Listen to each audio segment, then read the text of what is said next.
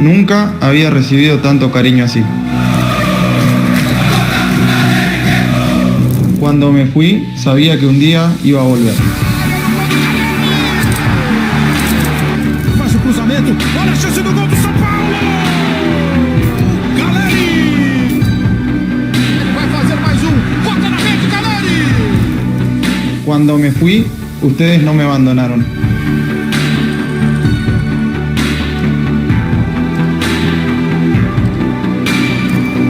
Soñé muchas veces con ese reencuentro en el Morumbí. Y ese sueño se hizo realidad.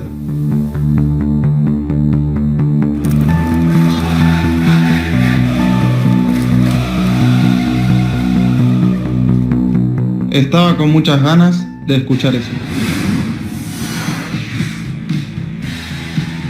Tá, e o que esperar do Caleri, hein? Porque não foi tão bem na Europa depois que saiu do São Paulo. Olha aí, em 2016, no Tricolor ele fez 16 gols em 31 jogos, média excelente, né? Meio gol por jogo. No West Ham fez um gol em 19 jogos. Não foi bem na Inglaterra, não. Aí foi pro Las Palmas da Espanha, 12 gols em 41 jogos. Aí sim, melhorou. Média de 0,3 quase. No Alavés, 9 gols em 36 jogos. No Espanhol, 5 em 34. E no Osasuna fez 6 gols em 27 jogos. E aí, eu achei muito legal, eu vou começar com você, Breler, mas eu achei muito interessante esse vídeo de relembrando que o torcedor São Paulino vinha pedindo. E a gente vê ali mensagens de 2018, de 2020. Realmente o torcedor São Paulino nunca deixou de sonhar com essa volta. Por causa daquele período, né? Foram 5 meses só no São Paulo, mas ele brilhou. Com gols importantes, levando o São Paulo até a semifinal da Libertadores. Só que na Europa não foi tão bem como os números mostram, né, Breler? O que esperar desse Caleri? Então, Edu, é uma contratação que mexe com o lado afetivo do torcedor são paulino. Ele lembra, olha para trás, lembra daqueles 6 meses de 2016 e tem a melhor lembrança possível do cara que foi protagonista e ajudou o clube a chegar a uma semifinal de Libertadores depois de tanto tempo. Então, o próprio Caleri trata esse período como o melhor da sua carreira. Foram uns 6 meses em que ele teve maior brilho, em que ele foi, de fato, a grande estrela da companhia. E o que chama atenção no Caleri é que é um jogador de 27 anos que até hoje não tem um lastro de mais de uma temporada por um clube. É sempre uma temporada, 6 meses como no São Paulo, e talvez no lugar onde ele tenha ficado menos tempo foi onde ele conseguiu fazer história, onde ele conseguiu deixar uma marca. Então a gente precisa avaliar com esse cuidado de que foi uma amostra muito curta do Caleri, uma amostra impactante, em que ele mostrou ser um bom jogador, ser definidor, mas ao mesmo tempo exige cuidados de não depositar nele todas as fichas e todas as esperanças de um salvador da pátria. O torcedor são paulino faz todo sentido que mantenha esse carinho, que mantenha essa esperança em torno do Caleri, mas precisa dosar essa expectativa para que não acredite que chegando o Caleri o time simplesmente vai deslanchar, desandar, fazer gol, porque o São Paulo ainda precisa corrigir muitas coisas. É uma boa contratação, uma aposta válida, depois dele não ter fechado com nenhum outro clube na Europa, mas essa passagem dele de clube em clube, ele foi muito prejudicado por isso. Por ser um jogador de investidores, ele não pertencia a um clube, ele pertencia a empresários que iam colocando cada temporada aqui, outra ali, de acordo com o que fosse mais vantajoso. Então ele não teve, de fato, na carreira a oportunidade de mostrar seus serviços por um longo prazo. Talvez ela tenha chegado agora com o São Paulo, mesmo que por empréstimo ele possa de vez marcar o seu nome na história do clube, ou como uma conquista, ou voltando a ser aquele Caleri de 2016. A gente está vendo gols aí do Caleri em 2016, muitos gols inteligentes, né? De um toque, que a bola chega nele, ele finaliza muito bem. São gols bem bonitos aí para matar a saudade do torcedor são paulino. Agora, não é uma contratação cara, né, Prates? Chega por empréstimo e caso dê tudo certo, o São Paulo vai comprar o passe, me parece estipulado em 3 milhões de dólares. Então, é uma aposta também, não desembolsando muito dinheiro. Então, não claro, não dá para comparar com o William, por exemplo, ou com o Renato Augusto, ou com o Juliano, ou para ir para outro time, com o Douglas Costa, com o Tyson. É outra prateleira, né? Só que tem muito desse componente aí que o Breler falou, da emoção, de tudo que ele traz de lembrança afetiva para o torcedor são paulino, o Prates. Sem dúvida, né, Edu? É uma contratação que mexe muito com a afetividade do São Paulino, né? Porque o Calleri viveu no São Paulo que não viveu em lugar nenhum. Não só em relação aos gols marcados e a média de gols, é bom a gente lembrar dessas situações que ficam na memória e as situações apenas positivas de um período curto, mais intenso do Calleri no São Paulo, que no próprio São Paulo, o Calleri viveu um jejum de gols, né? E ele jogava ali Campeonato Paulista e Libertadores da América, um pouquinho só do Campeonato Brasileiro. Mas houve uma identificação pelo jeito dele, pelos gols dele, pela participação dele na Copa Libertadores da América.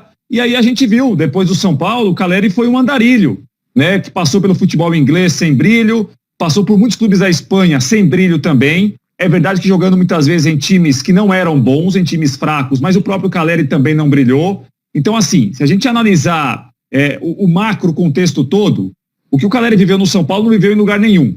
O que o Calleri jogou no São Paulo também não jogou em lugar nenhum, né? E o que leva talvez o São Paulino a acreditar que isso possa ser repetido é exatamente o que ele viveu naqueles 5 meses, né? Se a gente analisar a carreira do Calleri, é uma carreira muito irregular, é uma carreira até de uma média de gols baixa e de muitos jogos em que ele não foi titular. Ele foi reserva, inclusive no futebol espanhol. Nós transmitimos aqui nos canais da Disney muitos jogos do Osasuna que o Calleri entrava faltando 15 minutos, foi titular uma vez ou outra, o Osasuna brigou até o final para não ser rebaixado na Liga Espanhola.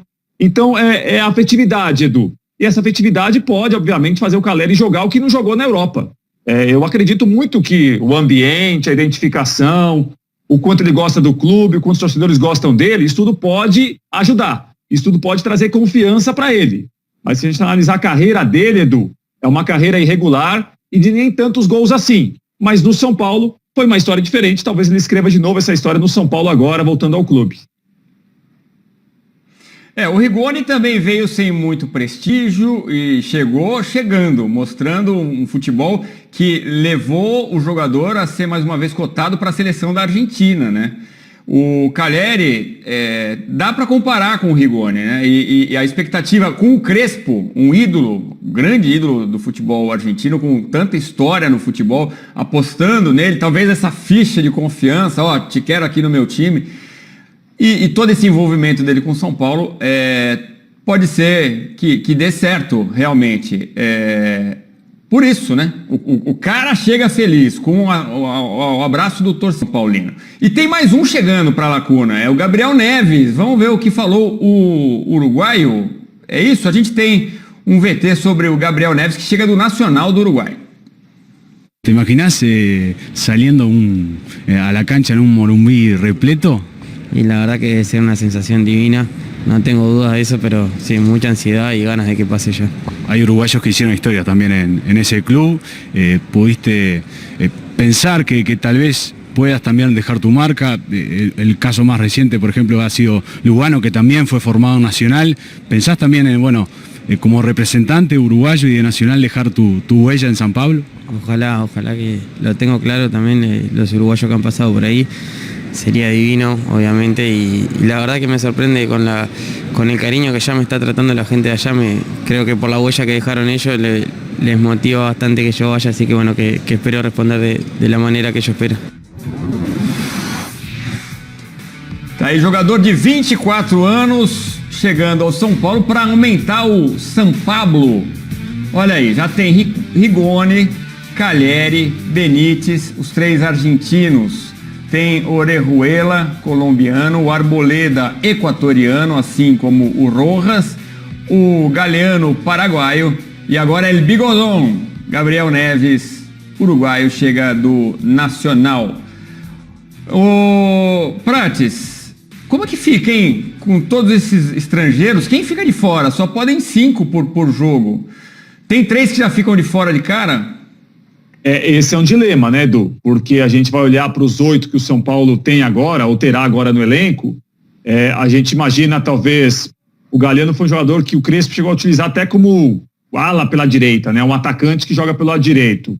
O Rojas, o São Paulo renovou o contrato não faz tanto tempo assim. Orejuela, jogador que hoje perdeu espaço no grupo do São Paulo. Talvez seriam os 3 aí. O Arboleda é o titular quando tem condição de jogar, e é um jogador muito importante pela maneira que o São Paulo marca, ainda mais com os seus zagueiros. O Benítez é sempre uma dúvida. O Benítez é um jogador que ele ficou cada vez melhor quando ele não tinha condição de jogar, porque quando o time perde, quem está fora fica cada vez melhor, quem está fora da impressão que é o Pelé.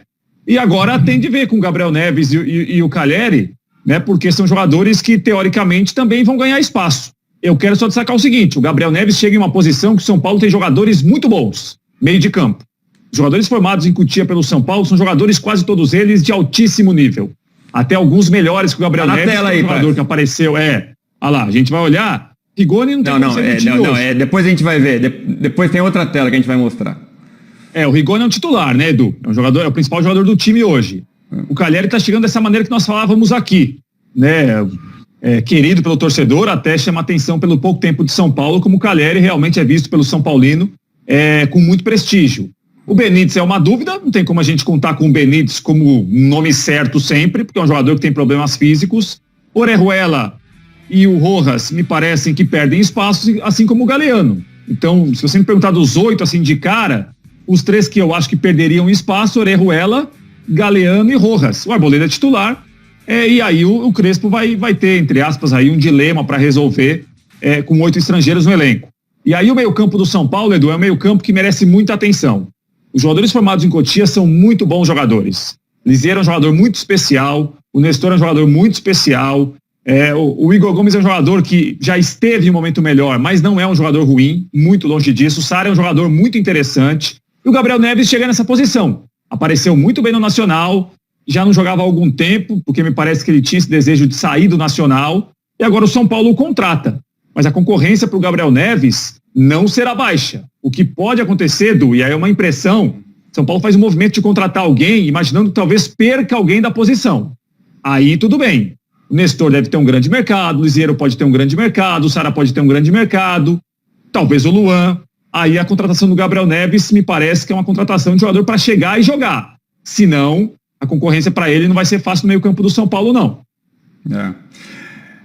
O primeiro volante que o São Paulo tem é o Luan. E o Porto estaria de olho no Luan. Vamos ver se confirma essa história. Agora, o Gabriel Neves pode ser primeiro, pode ser segundo. Como o segundo, realmente a briga é grande ali. Como o primeiro, não tanto, né, Breler?